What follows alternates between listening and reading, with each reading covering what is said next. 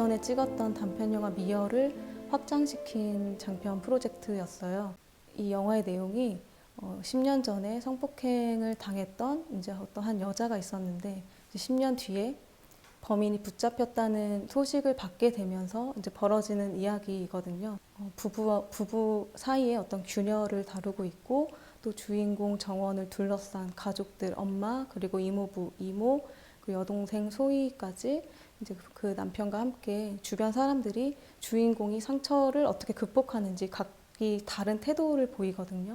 이제 그 과정들을 통해서 이제 주인공과 주변 사람들이 함께 상처를 좀 극복해 나가는 이제 그런 영화입니다.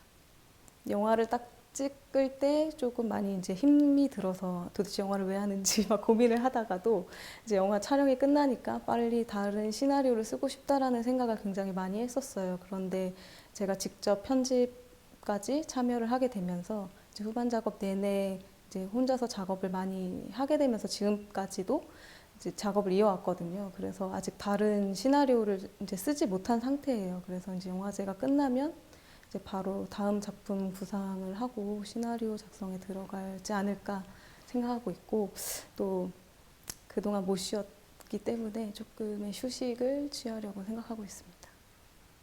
정원이라는 이름을 주인공에게 좀 부여하고 싶은 이유가 있었다면, 인물이 상처를 가지고 이제 10년 정도 이제 내면의 어떤 깊은 트라우마를 가지고 살아오고 있었는데, 사실 정원은 그래도 좀 푸르른 면이 있었으면 좋겠다. 좀 극복할 수 있는 어떤 지점을, 좀 강인한 부분을 정원이가 갖고 있었으면 좋겠다라는 생각으로 제가 이름을 정원이라고 지었거든요.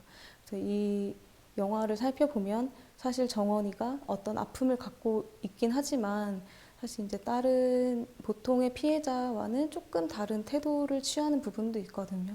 근데 어떻게 보면은 굉장히 깊은 상처를 갖고 있는 반면에 한편으로는 꽤 강인한 여성이었다라는 생각을 저는 하고 있어요.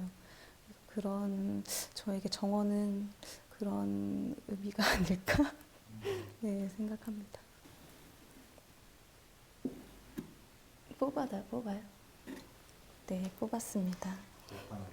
그 맨체스터 바이 더 시라는 작품이 있어요. 근데 그 작품도 꽤 오랜 시간이 전에 벌어진 어떤 사건으로 인해서 그 남자 주인공이 그 상처를 회복하지 못하고 살아가고 있는 어떤 그런 인물에 관한 이야기거든요. 사실은 결국에는 상처가 회복되기 어렵다라는 어떤 그런 느낌도 받고, 엔딩 부분에서 그럼에도 불구하고 한 걸음 나아가는 모습들을 엔딩 장면에서는 살짝 보여주고 있어요. 정말 극복하기 힘든 이제 사건을 겪었거든요. 그 영화의 주인공 남자분도.